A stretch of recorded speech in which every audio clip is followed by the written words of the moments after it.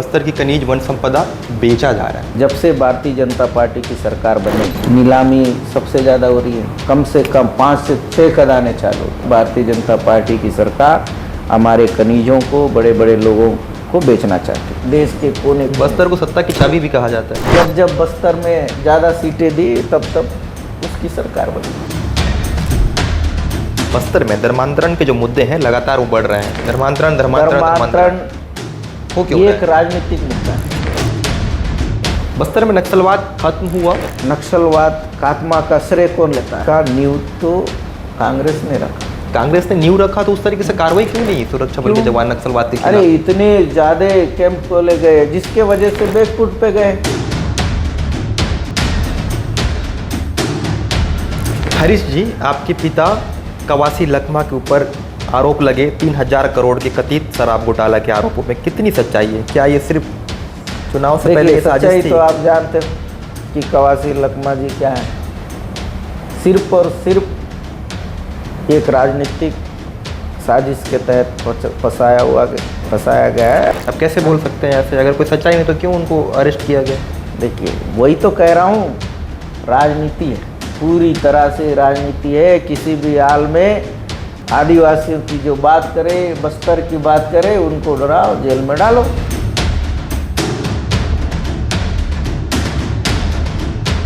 What is your godfather? माननीय अजीत जोगी जी थे, स्वर्गीय अजीत जोगी जी थे। हाँ, उनसे मैं बहुत ज़्यादा प्रभावित था। राजनीतिक गुरु थे और फादर जो है राजनीति के, तो मेरे फादर है। कि कैसे हुआ था हरीश को प्यार? ये बचपन के दिनों का था जब हम पढ़ते थे।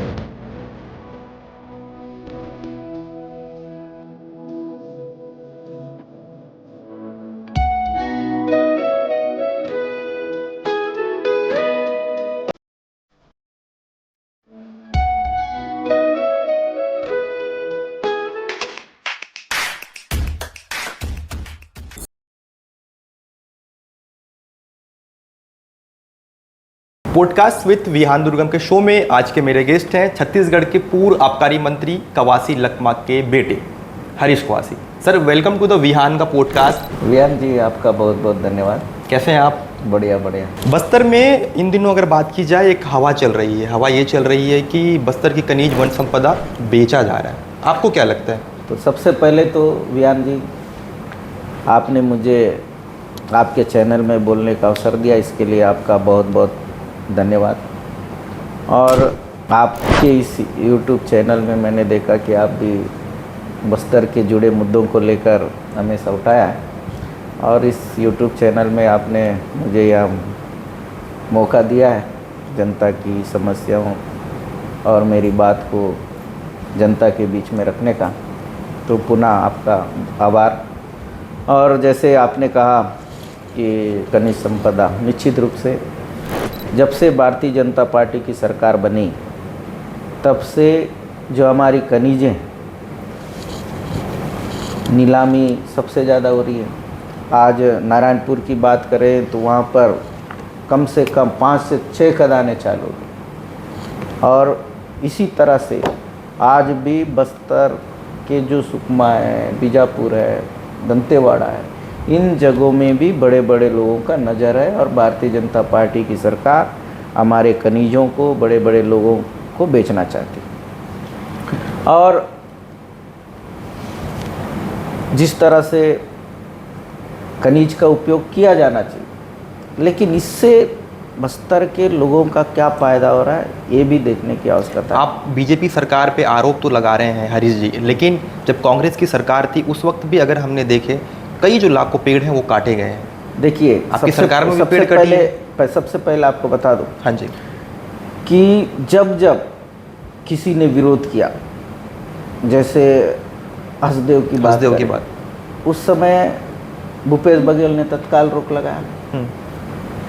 और बस्तर में जब नंदीराज पहाड़ की बात चल रही थी, यहाँ के आदिवासियों ने विरोध किया कि हमारी आस्था का केंद्र है, इसको किसी भी प्रकार से किसी को भी आवंटन ना किया जाए।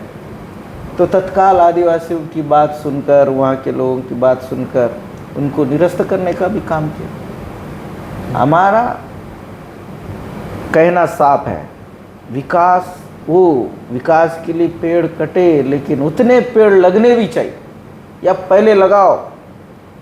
कि ये नहीं है कि अगर हम पेड़ रहेंगे और विकास भी हो, पेड़ भी रहे, तो ये संभव भी नहीं है।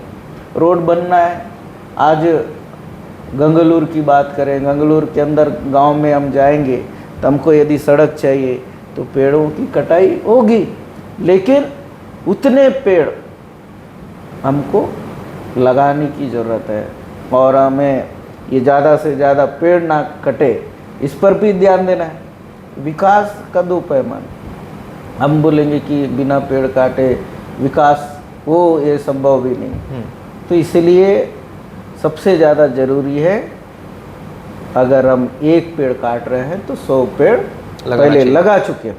अच्छा, ये मेरा व्यक्तिगत सोच है ऐसा, और ऐसा होना चाहिए, तभी हमारा जो आज प्राकृतिक, आज हम जब बस्तर की बात करते हैं तो बस्तर एक बहुत सुंदर लगता है। क्यों सुंदर लगता है? क्योंकि मानो खनिज वन संपदा है, हरियाली है, जब प्राकृतिक है।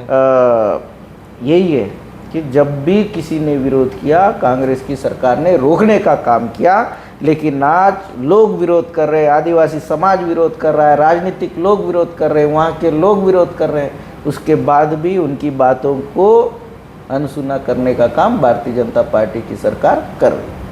हसदेव को लेके जब आपकी गवर्नमेंट थी तब भी पेड़ कटे थे और कट रहे थे। बात अलग है कि आंदोलन चल रहा था, काफ़ी लोगों ने आंदोलन किया, प्रोटेस्ट किया, उसके बावजूद लेकिन रुका नहीं था। लेकिन रोका गया। चर्चाओं में आने के बाद उस पर अमल करने की बात की गई थी, लेकिन उस तरीके से अमल नहीं हुई थी, रोका गया। वर्तमान परिवेश में देखा जाए हरीश जी, तो बैलाडीला पहाड़ को लेके भी तमाम तरीके की चीज़ें वो देखने को मिल रही है। ये कहा जा रहा है कि उसको बेचा जा रहा है, एनएमडीसी में बातचीत करने की कोशिश की जा रही है, लोग आंदोलन कर रहे हैं, प्रोटेस्ट कर रहे हैं। आदिवासी नेता है आप, युवाओं के बीच में आपकी अच्छी पकड़ है, देखिए आप क्या कर रहे हैं? हम जब आंदोलन हुआ उस आंदोलन में शामिल हुए, और जब कांग्रेस की सरकार थी उस दौरान भी आंदोलन किए, तो उसमें हम गए, सत्ता पक्ष के थे, फिर भी हमने सोचा कि ये जनता के हित की आवाज़ है, तो हम गए और हमने बात रखी कि आदिवासियों की आस्था का केंद्र है ये नंदी राज पहाड़, इसको किसी भी हाल में किसी उद्योगपति को या सरकार को नहीं देना चाहिए, खोदना नहीं चाहिए। बैलाडीला हम तो लगभग 2000 लोग सुकमा से गए थे सारे जनप्रतिनिधियों के साथ, और ये अच्छी बात है कि कांग्रेस की सरकार थी, हमारी बात मानी और उन्होंने निरस्त किया। अभी वही चीज़ सुकमा के बहुत सारे पहाड़ हैं, तुम्हारा फिर से बैलाडीला को, फिर से अडानी को, अन्य उद्योगपतियों को देने की बात चल रही है, तो अभी विरोध कर रहे हैं, लेकिन कुछ हो रहा है क्या? कोई सुनने वाला नहीं है, आदिवासी कोई नहीं सुनता। आज देखो बैलाडीला में एनएमडीसी उत्खनन कर रही है, अपना मुनाफा कमा ले रहा है, लेकिन बस्तर के लोगों को क्या मिला? पहले ये भी तो तय करे। आज गंगलूर क्षेत्र है, दंतेवाड़ा के क्षेत्र है, वहाँ पर आज भी लाल पानी पीने के लिए मजबूर है, लोग कुपोषित हो रहे हैं। उसके लिए आप सरकार क्या व्यवस्था कर रही है? सबसे बड़ा तो सवाल है। बैलाडीला की पहाड़ की अगर बात की जाए तो वहाँ पे जिस तरीके से प्रोटेस्ट हो रहा था, बताया ये जा रहा था कि जिन लोग प्रोटेस्ट कर रहे हैं उन्हीं लोगों ने ग्राम पंचायत के में जो प्रस्ताव पारित होती है उसमें साइन किया है। देखो ऊपर जी साइन था। अच्छा। वो तो पूरा तय हुआ तभी तो निरस्त हुआ ना। अच्छा, ठीक। तो यही ग्रामीणों ने मांग करी थी ना, हमने साइन नहीं किया, तब जांच हुआ तो निरस्त भी हुआ। लेकिन यही काम अगर भाजपा के सरकार रहते हुए अगर कोई प्रोटेस्ट करे तो उसकी बात तो सुनने वाला नहीं। अभी वर्तमान में बस्तर को किस दिशा में देख रहे हैं आप? देखिए, बस्तर लोग कहते हैं कि बस्तर में विकास नहीं हुआ, अभी हो रहा है, ऐसा नहीं है। पहले से ही सड़कें बनी और बस्तर का नाम लेने से अपने आप में गर्व होता है। बस्तर की भूमि में सारे प्रदेश के लोग रहते हैं, देश के कोने। बस्तर को सत्ता की चाबी भी कहा जाता है। हाँ, सत्ता की चाबी है बस्तर, क्योंकि बस्तर अभी शुरू से आप देखिए, जब बस्तर में ज़्यादा सीटें दी तब उसकी सरकार बनी, और उसके बाद भी आज देखो ना, बस्तर के 12 में 8 सीटें भाजपा के पास। हाँ जी, नो डाउट। लेकिन बस्तर के आदिवासियों ने वोट दिया या बस्तर के लोगों ने वोट दिया कि बस्तर के लिए वही सरकार ने बस्तर के लोगों के लिए क्या दिया, क्या दे रहा, ये बड़ा सवाल है। और सबसे बड़ा चीज़ ये है कि बस्तर में बहुत सारे आज भी खामियां हैं, जैसे बड़े डैम होने चाहिए थे जिससे सिंचाई की व्यवस्था हो, क्योंकि यहाँ पर कम पढ़े लिखे लोग हैं, फैक्ट्रियों में काम नहीं कर सकते, बड़े बड़े चीज़ों में तो जा नहीं सकते। तो इसलिए सबसे अगर कोई आय का साधन है और जीविका का कोई साधन है तो खेती है, खेती किसानी। हाँ, खेती किसान। जब तक उनको पानी की व्यवस्था नहीं मिलेगी, आज मैं मलकानगिरी, हमारा पड़ोसी जिला है उड़ीसा का, वहाँ जब जाते हैं तो 12 महीना खेती करते हैं, क्योंकि वहाँ नहरें हैं, डैम है। तो ये सारी व्यवस्था होनी चाहिए, थोड़ी सी कमी लगती है मुझे। भाजपा ये आरोप लगाती है कि कांग्रेस के समय बस्तर में धर्मांतरण के जो मुद्दे हैं लगातार वो बढ़ रहे हैं, तनाव जैसी स्थिति देखने को मिल रही है। ऐसे में एक स्थानीय नेता होने के नाते आप इसे कैसे सुलझा रहे हैं और कैसे देख रहे हैं? सबसे पहला चीज़ तो धर्मांतरण हो क्यों ये एक राजनीतिक मुद्दा है। अच्छा, ये भाजपा धर्मांतरण के नाम पर बस्तर में बांटना चाहती है। अच्छा, धर्मांतरण के नाम पर बांटना चाहती है। कैसे बोल सकते हैं आप बताइए। हाँ जी, ये कांग्रेस की सरकार में धर्मांतरण की बात करते हैं। हाँ जी। और जब 2003 से 2018 तक इतने चर्चों का निर्माण हुआ, उस समय क्यों नहीं रोके थे? जैसी 2018 में कांग्रेस की सरकार बनी तो कांग्रेस में धर्मांतरण मतलब ये सिर्फ राजनीति का है, कोई धर्मांतरण वाली बात नहीं है। क्योंकि आदिवासी समाज में कहीं ना कहीं कमियां हैं हर जगह पे। सरकार को इस और पहल करना चाहिए कि अगर आदिवासी धर्मांतरण कर रहा है तो क्यों कर रहा है। अभी तो सबसे ज़्यादा अभी कर रहे होंगे ये सरकार में, ये तो चाहते ही है ना। और देखो, सबसे बड़ा तो ये आस्था का विषय है, कौन किसको मानता है। लोकतंत्र में सभी को अधिकार है, सभी को अधिकार है। लेकिन आदिवासी संस्कृति बचा के रखें, उसके लिए आप क्या करें? हमारी सरकार ने देवगुड़ी बनाया, आदिवासी संस्कृति को बढ़ावा देने का काम किया, और उस दौरान देखिए कि आदिवासी संस्कृति बढ़ रही है, इनको अच्छा नहीं लगा, इसलिए धर्मांतरण का मुद्दा ला लिया और प्रोपोगंडा करना, संप्रदाय ये सब बढ़ाना तो भाजपा का नीति है। उसी नीति के तहत इन लोग काम करते हैं, बाकी कुछ नहीं। बस्तर में नक्सलवाद खत्म हुआ तो एक नई दिशा लोगों के बीच में देखने को मिली, चर्चाएं बहुत हो रही हैं। देखिए, नक्सलवाद खत्म हो हर कोई चाहता था, लेकिन आज नक्सलवाद खात्मा का श्रेय कौन लेता है? हम करे भाजपा के लोग। अरे इसका नींव तो कांग्रेस ने रखा। कांग्रेस ने नींव रखा तो उस तरीके से कार्रवाई क्यों नहीं? सुरक्षा बल के जवान नक्सलवाद के खिलाफ। अरे इतने ज्यादा कैंप खोले गए जिसके वजह से बैकफुट पे गए।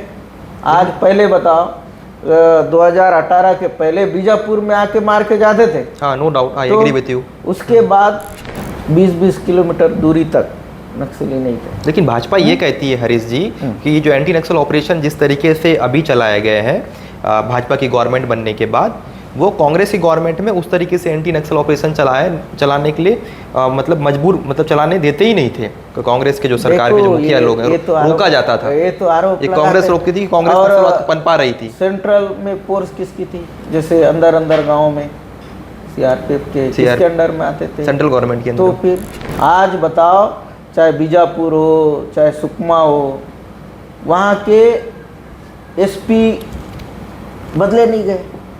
ठीक बोल रहे हो। ठीक है, वो एसपी किसने बिठा के रखा था? कांग्रेस गवर्नमेंट ने बिठाया। कहीं ना कहीं कांग्रेस गवर्नमेंट, ये बीजेपी वाले चाहते थे ना कि ये कांग्रेस गवर्नमेंट ने में जो बिठाए अधिकारी ही काम कर सकता है। अगर वो कोई नया तो थोड़ी किए कि नया कोई अधिकारी को बिठा दिया। लेकिन हमारे आईजी साहब भी थे, कांग्रेस ने तो यही सोच के बिठाया था ना कि यही अधिकारी नक्सलवाद को खत्म कर सकते हैं, इनके नेतृत्व में अच्छा हो सकता है। और भाजपा ने कोई नया काम तो नहीं किया, किसी आईजी को बिठाया या एसपी को बदला, यही अधिकारियों के रहते तो हुआ। आउटसोर्सिंग एक बड़ा मुद्दा है हरीश जी, आप कैसे देखते हैं बस्तर के जो युवा हैं, जो लोग, बस्तर कई वर्षों से आंतरिक समस्याओं से जूझ रहा था, नक्सलवाद, और इसी वजह से कई इलाकों पे जो लोग होते हैं, मैं भी बस्तर का रहने वाला हूँ, नक्सलवाद को मैंने बहुत करीब से देखा है, तो जिस तरीके से शिक्षा यहाँ के लोगों को मिलना चाहिए था वो मिल नहीं पाया। वैकेंसियाँ निकलती है, क्वालिफाई करने की कोशिश करते हैं युवा, लेकिन क्वालिफाई नहीं हो पाते। वही रायपुर का युवा क्वालिफाई कर देता है और वो आउटसोर्सिंग देखा जाता है, बाहर के लोगों क्वालिफाई हो जाते हैं, यहाँ के लोग क्वालिफाई नहीं होते, यहाँ के लोग वंचित हो जाते हैं। इस वजह से यहाँ का एक युवा बैकवर्ड हो जाता है, अंधकार की दुनिया में चले जाता है, जिसको अच्छे पद पे रह के घर परिवार का पोषण करना चाहिए। नहीं, आपने बिल्कुल सही सवाल, और ये मुद्दा है, ये सरकार को देखनी चाहिए। कांग्रेस की सरकार से हो रहा है आउटसोर्सिंग, मैं लगातार मुद्दा उठाते जा रहा हूँ, कोई इसमें पहल क्यों नहीं कर रहा है? देखो, उस वक्त भी आउटसोर्सिंग थी, अभी भी आउटसोर्सिंग थी। आप 2003 के बाद किसकी सरकार थी? 15 साल भाजपा की सरकार, बीजेपी की गवर्नमेंट थी। 5 साल मात्र जोगी जी का जो फर्स्ट छत्तीसगढ़ बना, 2 साल कांग्रेस की सरकार, उसके बाद तो पूरा बीजेपी की सरकार थी। मैंने उनसे भी पूछा, मैं आपको बता दूं। नहीं, वही सवाल आप उनसे भी पूछिए। मैंने छत्तीसगढ़ के मुख्यमंत्री विष्णुदेव साय से पूछा। बहुत ठीक है, उनको बोलना था कि आप, वो कहेंगे कि नहीं कांग्रेस के सरकार में, कांग्रेस तो 5 ही साल राज किया, जब से छत्तीसगढ़ बना तो ये भारतीय जनता पार्टी का शासन चल रहा है। सवाल तो सबसे ज्यादा उनसे पूछना चाहिए। उनको मैंने हमने देखो कितने हजार, जब कांग्रेस की सरकार बनी तो जो नर्सों की भर्ती, वो भी रेगुलर भर्ती, स्थानीय भर्ती कांग्रेस की सरकार ने किया। हमारे सुकमा में हम लोग 300 ज़्यादा ये नर्सों की भर्ती किए। फिर जो तृतीय वर्ग श्रेणी था उसकी भर्ती लोकल स्तर पे करते थे ताकि आउटसोर्सिंग बंद हो, लेकिन कोर्ट में स्टे लग गया, लोग यही बात मुख्यमंत्री ने भी कहा है ना। तो सरकार के पास इतना पावर नहीं कि विधानसभा में बिल पारित कर सके, बिल्कुल करना चाहिए। ऐसे कोई नियम नहीं बनाया जा सकता क्या जिससे यहाँ के स्थानीय लोगों को लाभ मिल पाए? वही करना चाहिए। क्यों इस पे अमल नहीं की जाती है? देखो, अब बात कांग्रेस का भी कोई स्टैंड नजर नहीं आ रहा है, क्योंकि कांग्रेस में के विधायक बस्तर में इतने सारे हैं, उसके बावजूद ये कोई पहल करने की कोशिश क्यों नहीं करते? सिर्फ मुझको ये लगता है हरीश जी कि बस्तर में आदिवासी के नाम पे जो नेता बन रहे हैं, विधायक बन रहे हैं, मंत्री बन रहे हैं, लेकिन आदिवासी युवाओं के लिए उस तरीके से कार्य जो करना चाहिए आउटसोर्सिंग को लेकर कोई पहल ही नहीं कर रहा है। देखिए, सबसे पहले तो जब सत्ता के जो विधायक हैं, मंत्री, उनको पहल करना चाहिए। हाँ जी, नो डाउट, आई एग्री। जब हमारी सरकार थी, हम लोगों ने तो पहल किया था, है ना।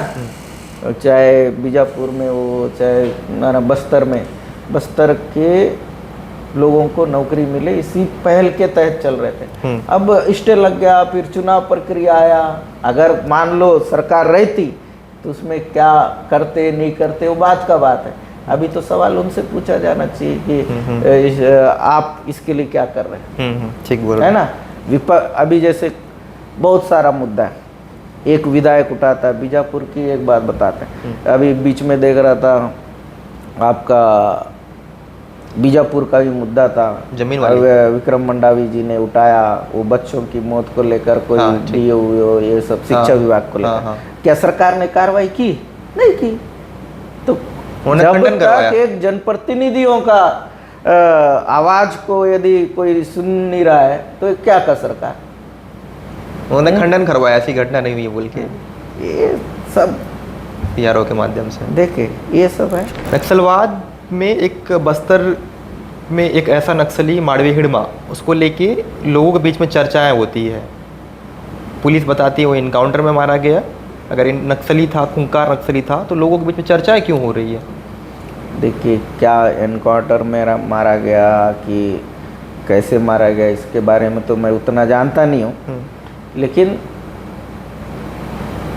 वो उनको भी जीने का अवसर देना चाहिए था। अगर एनकाउंटर में मारा नहीं गया या पकड़ के मारे तो ये सारे चीज़ देखो, आज जितने आदिवासी, सिर्फ इड़मा की बात नहीं करते, जितने आदिवासी नक्सली हैं एक भी अगर नक्सली मारा गया वो भी तो आदिवासी था ना। हम्म, तो एक बार आदिवासियों को जीने का अधिकार देना चाहिए ना।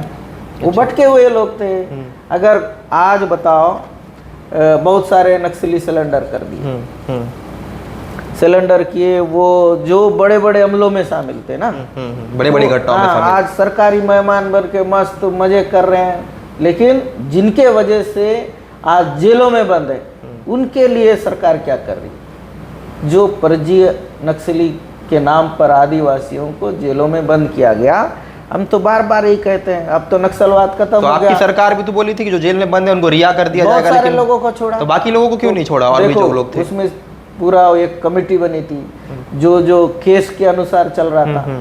तो ये एकाएक तो संभव नहीं है। तो ये सरकार को तो पहल करे, कुछ तो बोले, हम किस तरह से छोड़ेंगे।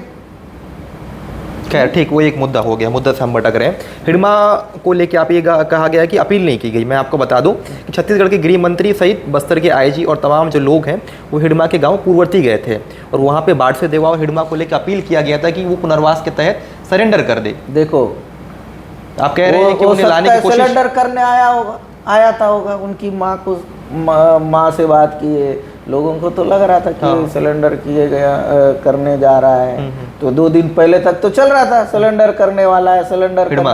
अचानक फिर बाद में बोले कि एनकाउंटर में मारा गया। देखो, इसमें भी कहीं ना कहीं राज छुपा है और आज लोगों के बीच में कहीं ना कहीं हीरो है। आप कैसे देखते हैं उसको? देखो, सबका भविष्य के लिए बस्तर सबका अपना अपना नजरिया। हाँ जी। उसने किस विचारधारा के साथ जोड़कर क्यों नक्सलिज्म को अपनाया? अगर उन्होंने लोगों की हत्या की वो गलत है, उनकी सोच गलत, लेकिन उनका विचार की बात करें तो आज अगर खनिज संपदा लूटी जा रही है, नक्सली रहते तो आज उद्योगपति उधर नहीं आते। अच्छा, आज तो नक्सल खत्म तो उद्योगपति की नजर उधर है। तो आप मान रहे हैं कि हिडमा था तो जंगल सेफ था? हिडमा नहीं, एक विचारधारा के लोग कुचलने का काम कर रहे हैं। जल जंगल जमीन, भाजपा, अच्छा भाजपा, ठीक है, जल जंगल जमीन को एक विचारधारा ने बचा के रखने का काम किया था, लेकिन उस विचारधारा को कुचलकर जल जंगल जमीन को लूटने का काम कर रहे हैं। अच्छा, आप मानते हैं ये चीज़? मानते हैं। लगातार बहुत से सवाल जो हैं वो देखने को मिलते हैं, लेकिन मेरा ये सवाल था, जल जंगल जमीन का जो मुद्दा है सबसे बड़ा मानते हैं। 5वें अनुसूचित क्षेत्र की अगर बात की जाए, पेशा कानून को लेकर आपकी क्या रणनीति नज़र आती है उसमें? देखिए, सबसे पहले तो पेशा कानून लागू होने के बाद यहाँ की सरकारों ने बिल्कुल भी उसको इम्प्लीमेंट करने का काम नहीं किया। आज पेशा तो हमें अधिकार दिया, एक कागज में दिया, लेकिन जमीनी स्तर पर नहीं। तो पेशा के तहत हमें अधिकार मिला, रूढ़िवादी प्रथा हो चाहे अनेक अधिकारों से, उसका इम्प्लीमेंट जब तक होगा नहीं तो पेशा कानून का कोई मतलब नहीं है। और ये भारतीय जनता पार्टी तो पेशा कानून को लागू किया ही नहीं था। हमारी सरकार ने 2022 में एक उसको लागू किया और अभी पेशा के तहत ही लोग काम बातें करते हैं तो उनको भी डराने का काम करते हैं भाजपा के लोग।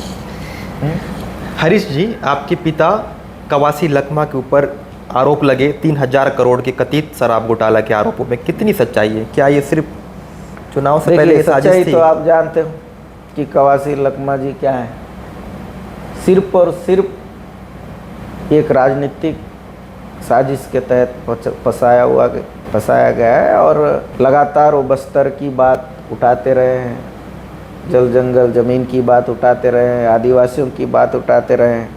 इसीलिए तो कह रहे हैं इन लोग डरा धमका कर खनिज संपदा को लूटने का काम में लगे हैं, यही कारण है।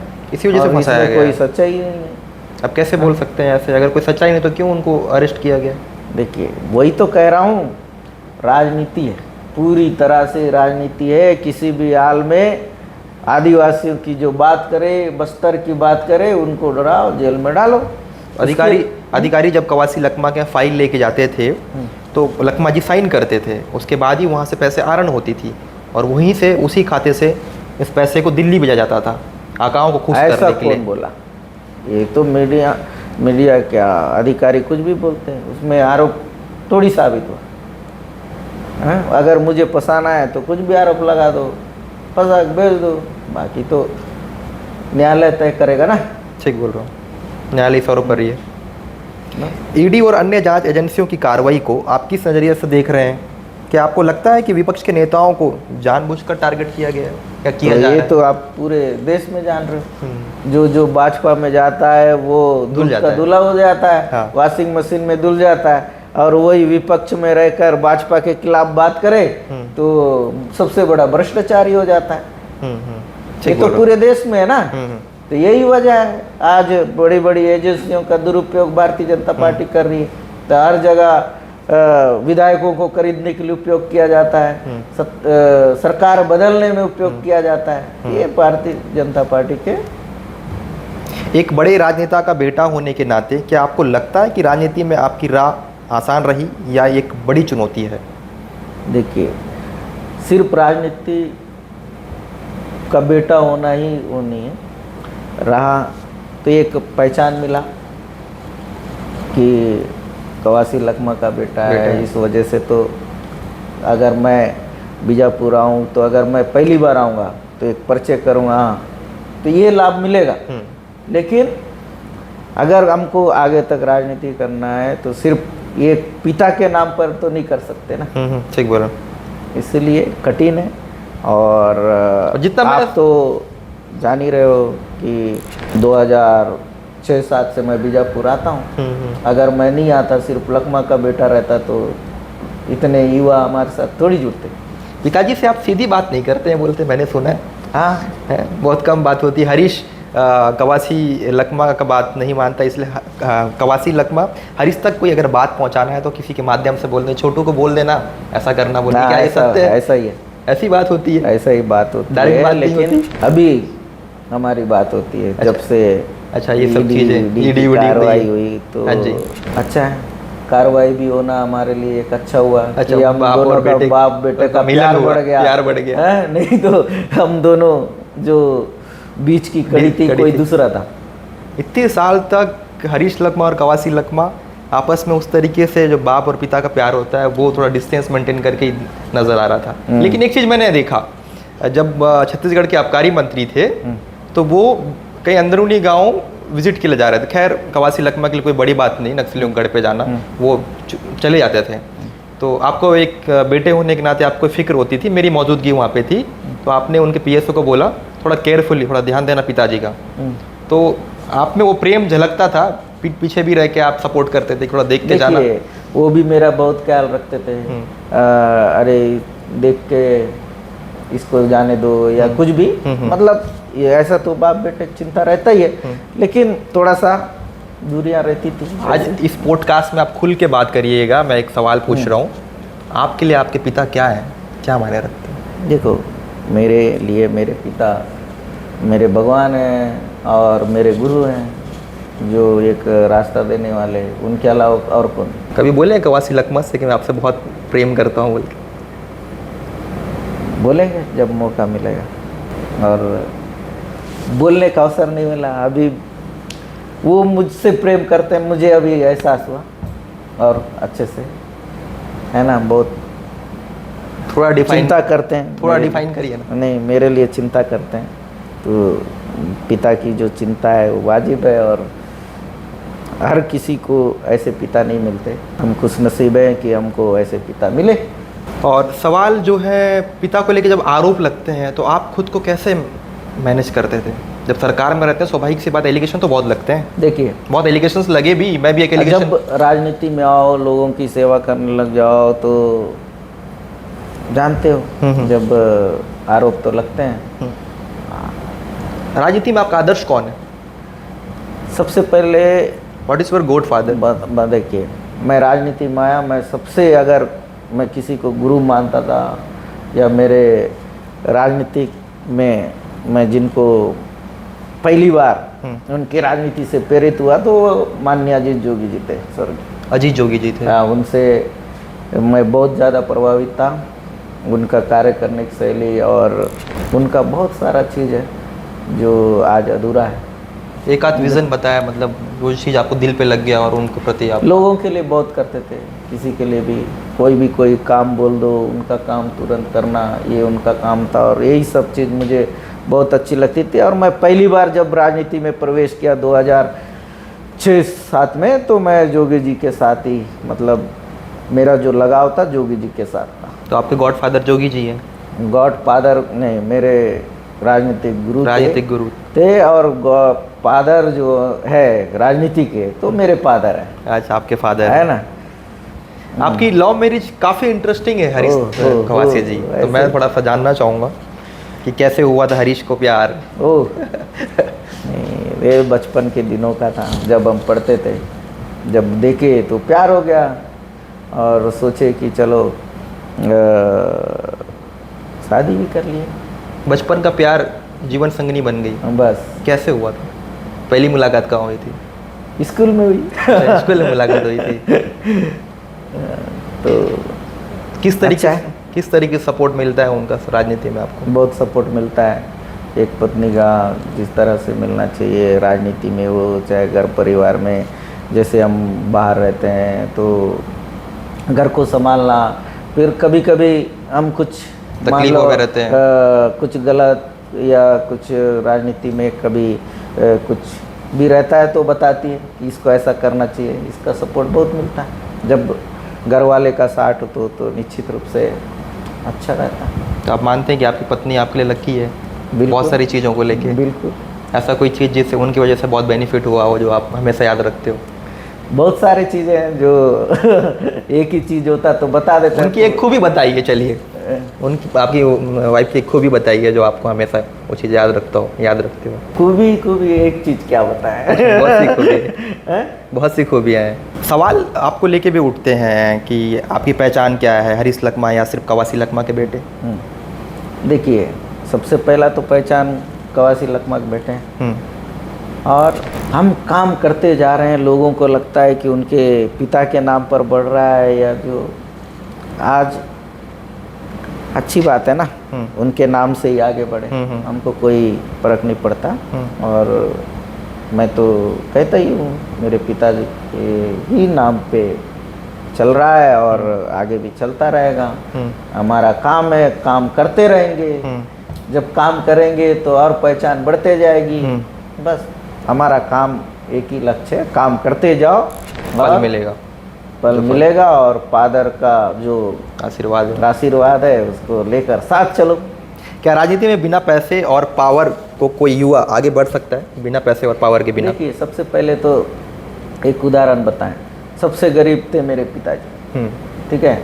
हमारे गांव में ना हमारा परिवार को कोई जानता था ना कुछ नहीं, मेरे दादा को नहीं जानते थे, मेरे चाचा को। फिर भी पापा एक गरीब से उठकर राजनीति कर रहे हैं ना, इसलिए पैसे मायने नहीं रखते। लोगों के लिए हम कितने कार्य कर रहे हैं ये मायने रखता है राजनीति।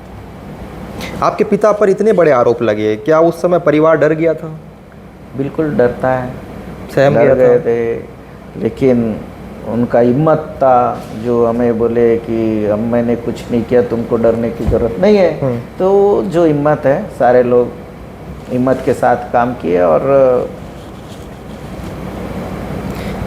अगर आप को लगता है कि आपके परिवार के राजनीतिक अब विकास से ज़्यादा विवाद के लिए चर्चाओं में है?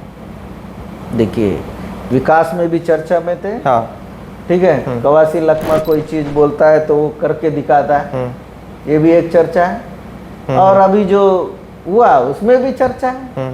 अच्छा करो भी तो चर्चा, ना करो भी तो भी चर्चा। ठीक है। लोग कहते हैं कि नेताओं के बच्चे संघर्ष नहीं समझते। क्या आपने कभी आम आदमी जैसी ज़िंदगी जी है? क्यों नहीं। शादी के बाद तो हमको घर से निकाल दिया गया था। कौन सा हमारे संघर्ष में कहानी नहीं है? अच्छा। हमारी लव मैरिज थी, वो अदर कास्ट की थी, तो संघर्ष तो किए ना। अच्छा, निकाल दिए थे।